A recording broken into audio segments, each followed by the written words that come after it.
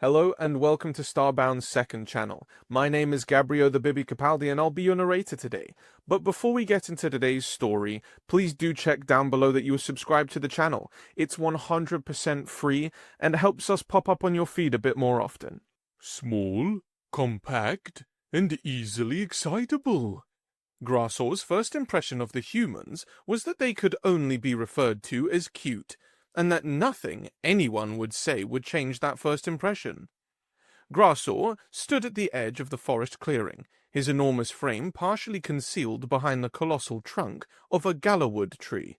From his vantage point, he watched with fascination as the human delegation disembarked from their ship.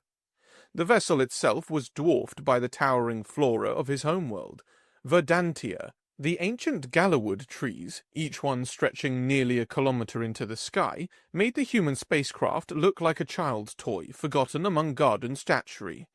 Its metallic hull, despite its sophisticated design, seemed almost comically diminutive against the backdrop of Verdantia's titanic vegetation. This was the reality of their low-gravity world. Verdantia's mass was comparable to Earth's, but its significantly lower density resulted in a surface gravity barely 1/8 of what humans experienced on their homeworld. Over billions of years, this gentle gravitational embrace had allowed life to evolve in ways impossible on high-gravity planets. Plants grew to impossible heights, unrestrained by the crushing force that kept Earth's tallest redwoods to a mere fraction of Verdantia's smallest saplings. Animals developed elongated limbs and gossamer-thin wings that would collapse under their own weight in Earth's heavy grasp. Everything on Verdantia stretched upward and outward in a celebration of spatial freedom. Gassor himself was a perfect example of this phenomenon. Standing at nearly 12 meters tall, he towered over the human visitors by a factor of 10 or more.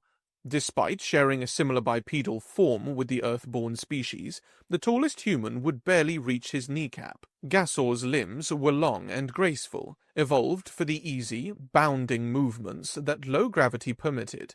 His torso was slender but expansive, housing limbs that could extract oxygen from Verdantia's slightly thinner atmosphere. As he observed the tiny figures moving about their ship, Gassor couldn't help but think that he needed to be careful. One careless movement of his comparatively enormous hand could accidentally crush these cute creatures. He imagined them as delicate ornaments, fascinating but fragile. How desperately he wanted to break diplomatic protocol and rush forward. He yearned to lower his head to their level and examine how those cute faces were shaped compared to the faces of his own species. Even from this distance, he could tell that human faces seemed elegant and remarkably expressive. Their skin looked frail and pale next to the faint green hue of Verdantian epidermis. Another curiosity caught his eye. Humans shed the distinctive spot of hair on top of their heads. As far as Gassor knew, there weren't many species in the galaxy that shared this trait with his own kind. This similarity was yet another reason for him to regard them as cute rather than weird, which was precisely how he viewed most species in the Galactic Council. Gassor was abruptly pulled from his reverie by a firm hand on his shoulder. Startled, he turned to find his sister, Hazira, staring up at him with that penetrating gaze he knew all too well, the one that invariably meant trouble. Hazira's presence was as commanding as it was annoying. Her long hair cascaded down her back in lush waves, each strand so thick that humans would likely perceive them as ropes several times their size. Her light green skin had a lustrous quality that caught the dappled sunlight filtering through the forest canopy. But it was her lips, pressed into that particular configuration that spoke volumes to Gassor, that held his attention. They were positioned in that specific way that told him an argument was imminent. "What exactly do you think you're doing?" Hazira hissed, her voice pitched low to avoid carrying to the clearing. Observing, Gassor replied with feigned innocence. Is that not allowed? "You know very well it isn't," she countered. "The matriarch specifically ordered that we give the humans space to acclimate before approaching them. They've never been to a world like ours before." But they knew what they were getting into, Gasor argued, gesturing toward the diminutive spacecraft. The diplomatic briefings contained all the relevant information about Verdantia, gravity, flora, fauna, us. They're mentally prepared for the size difference. Hazira crossed her arms, the movement causing her voluminous hair to sway like a curtain in the gentle breeze. Mental preparation is not the same as experimental adjustment. They will likely be terrified by our size and everything else that appears enormous on our planet. That's why the matriarch decreed we should give them time to adapt before formal introductions. Look at them, Hazira. Gasor pointed toward the humans, who were excitedly examining nearby plants and taking measurements with their equipment. Do they seem scared to you? They look thrilled, not frightened. That's not the point, Hazira insisted. The protocols were established for a reason. The matriarch believes... The matriarch believes we should treat all new species like frightened children, Gasor interrupted. When will she realize that not every species is as nervous and skittish as the Melnori? These humans have ventured across interstellar space. They're explorers, not cowering primitives. You always do this, Hazira said, shaking her head. You think you know better than centuries of diplomatic wisdom? Remember the incident with the Quelani ambassador? Gasol winced at the memory. That was different. How was I supposed to know their ceremonial headwear was actually a symbiotic life form? Besides, it reattached eventually. Eventually? Hazira emphasized. After 3 cycles of formal apologies and substantial reparation payment.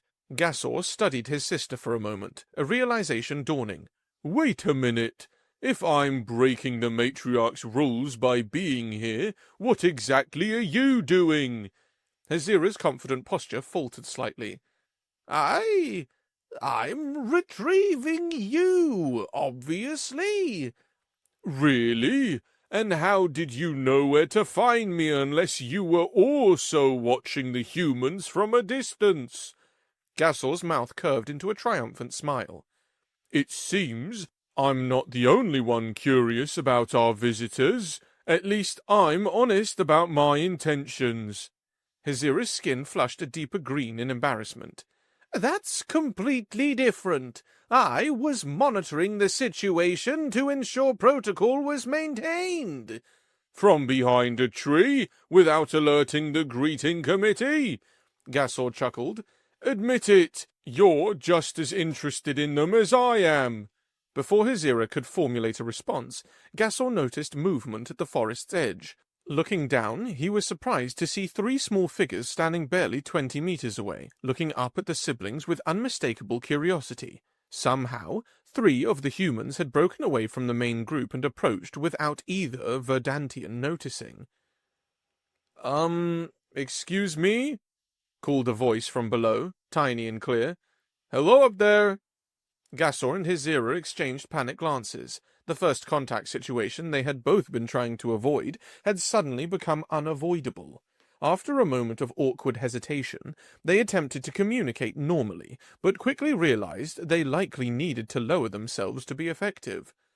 We need to get down closer, Gasol whispered to his sister. It would be disrespectful to not look at them in the eye.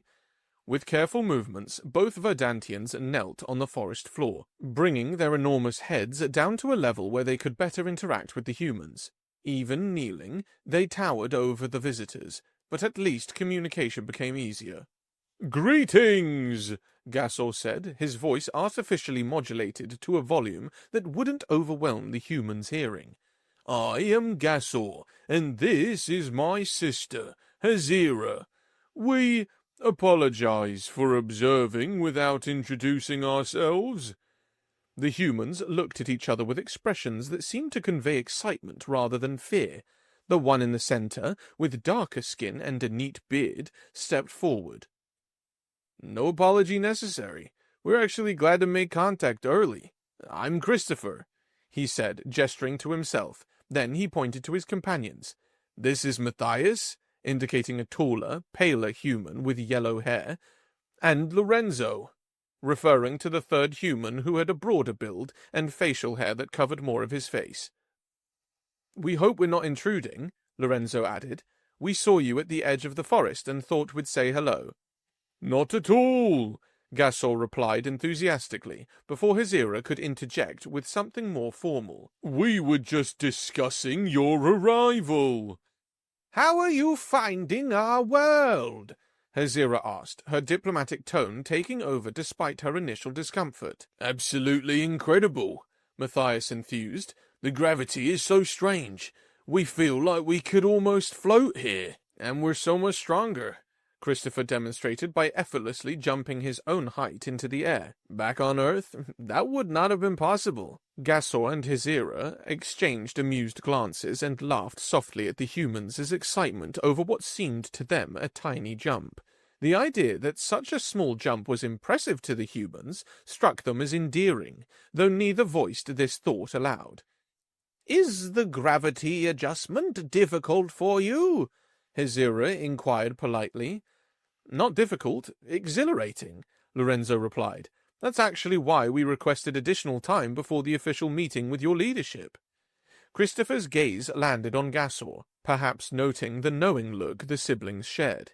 "We wanted to acclimate to the gravity and explore this magnificent forest a bit.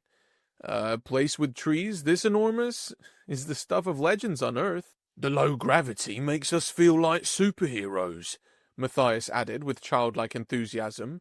"We hoped to enjoy that for a while before getting down to official business." "Superheroes?" Gasor asked, the translator unable to find an exact equivalent in his language. Fictional characters from our culture," Christopher explained. "People with extraordinary abilities who can perform amazing physical feats, like jumping tall buildings or lifting impossibly heavy objects." "Ah," Gasol nodded. "And our gravity allows you to do these things?" "To some extent," Lorenzo laughed. "We can't fly or anything, but we can jump much higher and move much faster than on Earth. It's liberating." Gasor didn't fully understand their fascination with something so mundane to him, but the humans' joy was contagious. "Perhaps we could help you explore," he offered, ignoring the warning glance from his sister. "If you need assistance getting used to our world, we'd be happy to provide it." Hazira's expression clearly communicated her disapproval of Gasor's continued disregard for the matriarch's instructions, but she remained silent on the matter. The humans conferred briefly among themselves before Christopher looked up again. "Actually, that would be wonderful. Are there any particularly beautiful places for sightseeing nearby? Somewhere your people go just to enjoy themselves?" "There are many such places," Gasol replied enthusiastically. "The crystal caverns reflect light in patterns that even we, who have seen them countless times, still find mesmerizing. The whispering plains have grasses that create natural music when the wind passes through them." "And the endless waterfall," Hazira added unexpectedly, "where the river of light drops from the highland plateau. It's quite spectacular, especially during sunset." "You're suggesting the waterfall?" Gasol asked, surprised by his sister's contribution. "I thought you were concerned about protocol." Hazira shifted uncomfortably. "Well, if they determined to explore, we might as well show them our planet. The matriarch would want them to see Verdantia's beauty." "A waterfall?" Lorenzo exclaimed. "That sounds perfect. Could we see that?" "It's quite distant," Gasol cautioned. "Perhaps 2 of our distance units, which would be approximately 25 of your kilometers. That might be quite far for your tiny legs." "Are you suggesting we can't handle it?" Matthias asked, though his tone was playful rather than offended. Not at all, Gasol replied quickly. I simply want to ensure you're aware of the distance. The humans laughed at this, exchanging glances that seemed almost competitive. That sounds like a challenge, Christopher said with a grin. We'd like to see the waterfall, please. Are you certain you wouldn't prefer one of the closer attractions? Hezira asked. The crystal caverns are only about 10 kilometers away, and they're truly spectacular. No, the waterfall sounds perfect, Matthias interrupted. We're determined now. Back on Earth, we'd think twice about this hike, but here, the gravity's so low it would be effortless. Gasol glanced at his sister. It seems they've made up their minds. Hezira sighed. Very well, the waterfall it is. Excellent. Christopher clapped his hands together. When can we leave? Immediately, if you wish, Gasol replied. We should inform the rest of your delegation, Hezira pointed out. They might worry if you simply disappear. Good point, Lorenzo nodded, then activated a small device on his wrist. He spoke briefly into it, explaining their impromptu expedition. After a moment, he looked up with a smile. All set? They'll continue with the scheduled setup and equipment checks. We're free to explore. We could carry you, Hezira offered. That would make the journey much quicker. All three humans shook their heads. We can walk, Christopher assured them. In this gravity, we could go all day without tiring. It's practically like floating for us. Our muscles evolved for Earth's gravity, Matthias explained. Here, they're actually over-engineered for the movement. We're much stronger, relatively speaking, than we would be at home. Gasol found their confidence cute, if perhaps misguided. How could such tiny beings match the stride of creatures 10 times their size? Still, he nodded in agreement. As you wish, but please let us know if you change your minds. As they set off into the forest, Gasol was astonished to see how easily the humans adapted to travelling in Verdantia's environment. Rather than struggling to keep pace, they bounded forward in long, graceful arcs that carried them several meters at a time. They used the massive protruding roots of the galawood trees as launching platforms, leaping from one to another with remarkable agility. How are you able to navigate so easily? Hezira asked, clearly as surprised as her brother. The humans laughed. This planet makes us feel like ninjas from Naruto, Lorenzo called up to them. Gasol and Hezira exchanged confused glances. It's a reference of Earth Entertainment, Christopher explained, noticing their bewilderment. Characters who could jump incredible distances and run up vertical surfaces. Things that are impossible in our gravity, but quite feasible here. Your world has given us superpowers, Matthias added with evident delight as he executed a perfect somersault in mid-air between jumps. We'd be fools not to use them. Is all of your species this confident? Hezira asked, watching as Lorenzo used a fallen branch as a pole vault to clear a particularly wide gap between tree roots. More or less, Christopher replied, landing lightly beside her enormous foot. Humans evolved as persistence hunters and gatherers.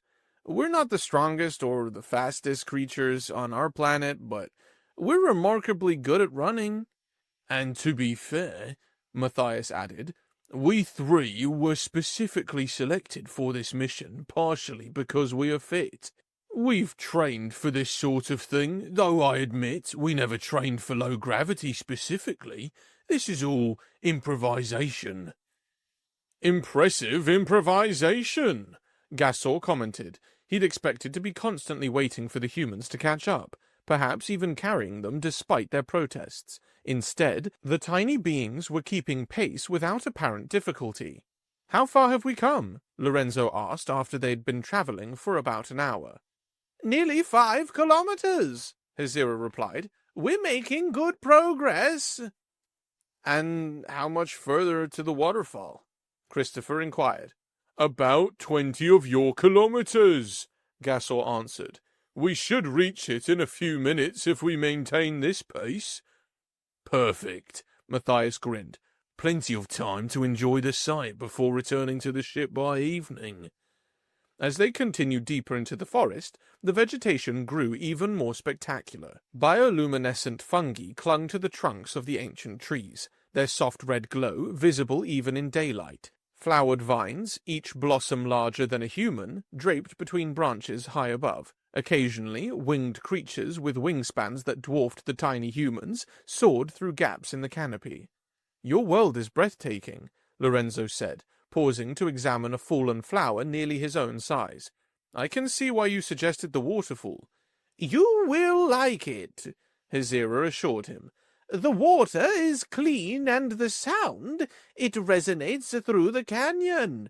Some of our composers have spent lifetimes trying to capture its complexity." As he watched their steady march, Gasor's first impression that the humans were cute diminished ever so slightly. Yet he was still unable to see them as anything besides tiny creatures that needed care and protection in their world. It just happened that they were good at walking despite their size. "They're keeping up rather well," Hazira commented, her voice low enough that the translator wouldn't pick it up. "Yes," Gasor agreed. "But imagine how frightened they'd be if they encountered any of our wildlife. Something like a glimmer moth would appear the size of their spacecraft to them." Hazira nodded. "That's why the matriarch wanted them to have a proper escort." The forest gradually thinned as they approached the highland plateau, and the distant roar of the endless waterfall began to reach their ears. Even to Verdantians, the sound was impressive. To humans, it must have been overwhelming. "We're getting close," Gasol called down to the humans. "You can probably hear it already."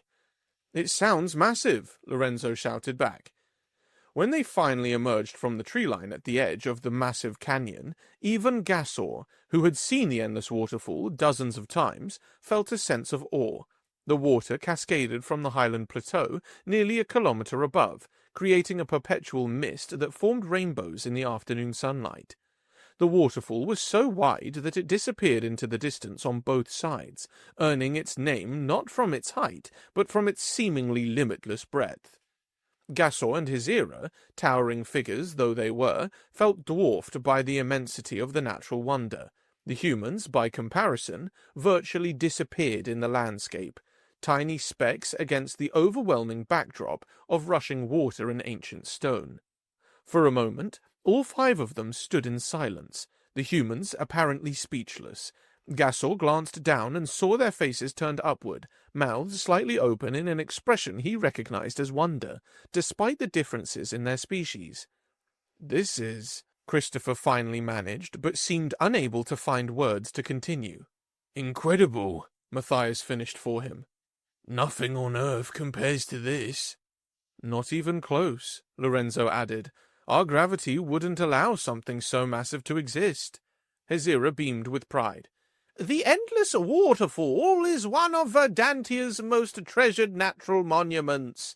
The water comes from the Arctic regions, thousands of kilometers from here, and brings minerals that gives it that slight blue tint." "Can we get closer?" Matthias asked, already moving toward the edge of the canyon, where stone steps, enormous by human standards, descended to the river below. "Be careful," Gasol warned, suddenly concerned. "The river current is extremely powerful, especially near the fall basin. The water moves so quickly that even I wouldn't attempt to swim there." "The mist alone could knock you over," Hazira added, "and the rocks near the water are slippery." Even as they spoke, the humans were already making their way down the stone steps, jumping from one to another with surprising grace. They had clearly become more comfortable with the low gravity, their movements fluid and confident as they bounded several meters at a time. "They're not listening," Hazira sighed as they followed the humans down the steps. "No, they're not," Gasor agreed. "But they seem to be handling themselves well."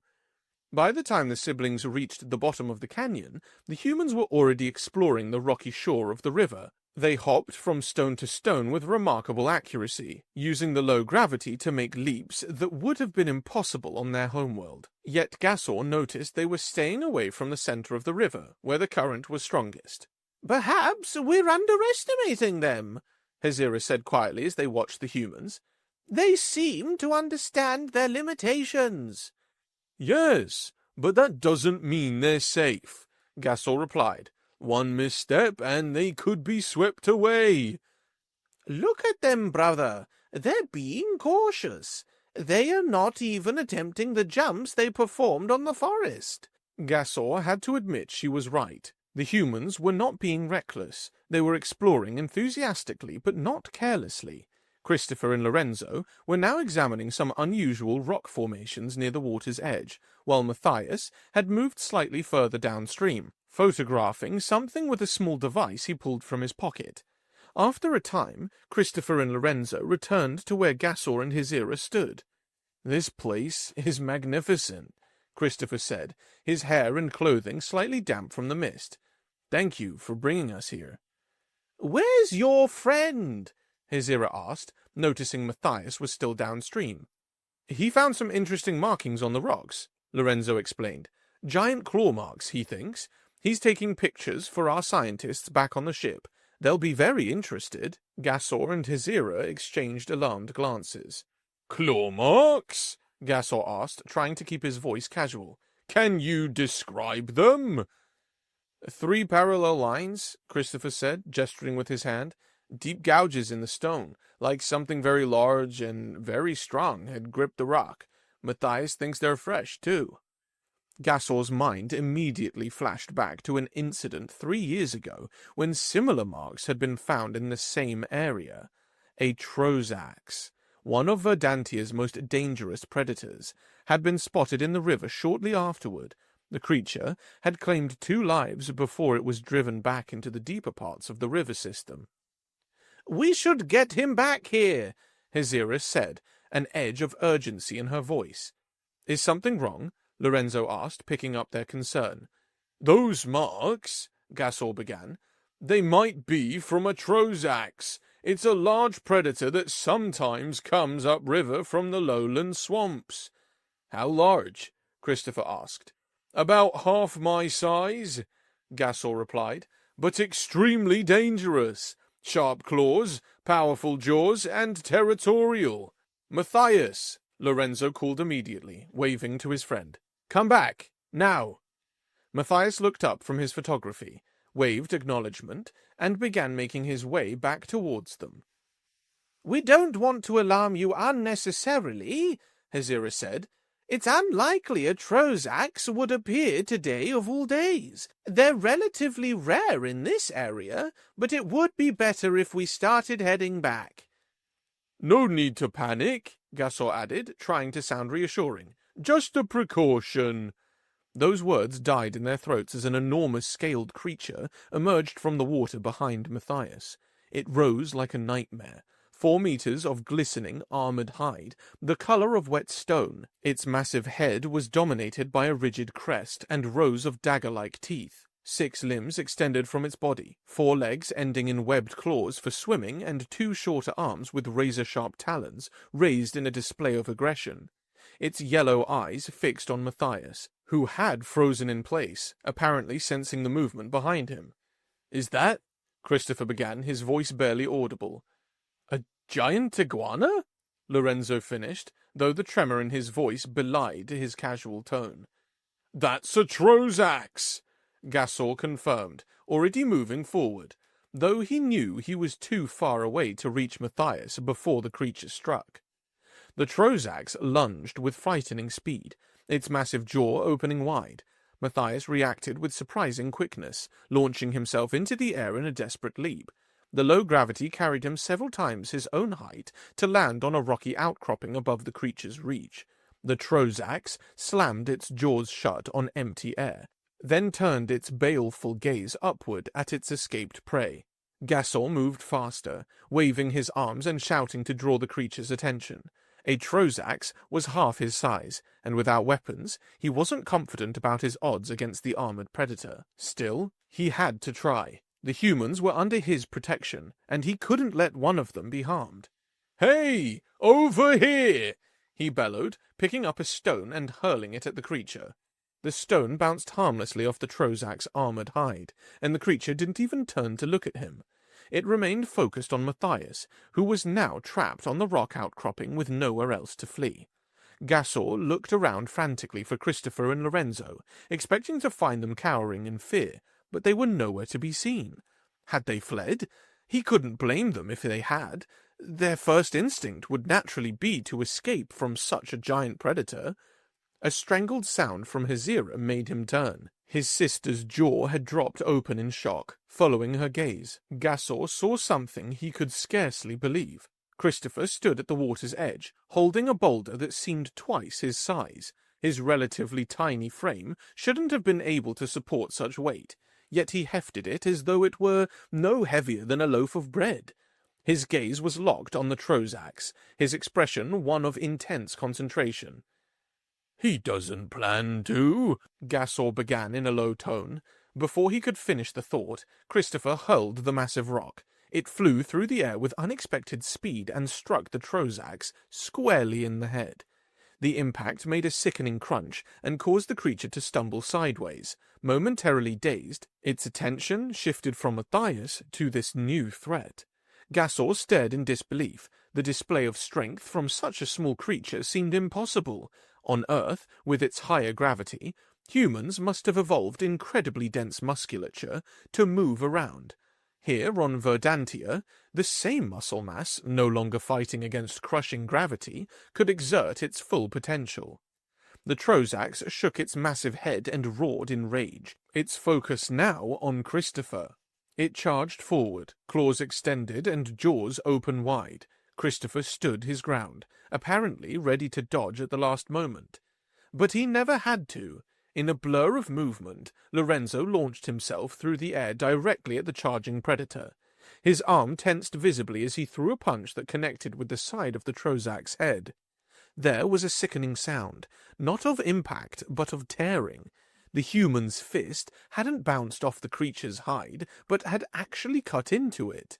The density of the human body, evolved for Earth's heavy gravity, turned Lorenzo's arm into a weapon that sheared through the Trozax's scales like a knife through fabric. The Trozax bellowed in pain and confusion, green ichor seeping from the wound. It whipped around, trying to snap at Lorenzo, but the human had already bounded away, his leap carrying him several meters beyond the creature's reach. "The skin is tough but not impenetrable," Lorenzo shouted to his companions. "Aim for the joints and the eyes." Christopher was already grabbing another boulder, this one even larger than the first. With a grunt of effort, he heaved it at the Trozax's front leg. The rock struck with such force that the creature's limb buckled, sending it crashing to one side. Matthias, seeing his friend's success, leaped down from his rocky perch. He landed on the Trozax's back, his weight insignificant to the massive creature, but his density and strength were not. He drove both fists down between the armored plates on the creature's back, finding the softer tissue beneath. The Trozax thrashed in agony, trying to dislodge this tiny attacker. Gasor and Hazira stood frozen, watching in astonishment as the three humans, beings they had thought of as fragile and in need of protection, dismantled one of Verdantia's most feared predators.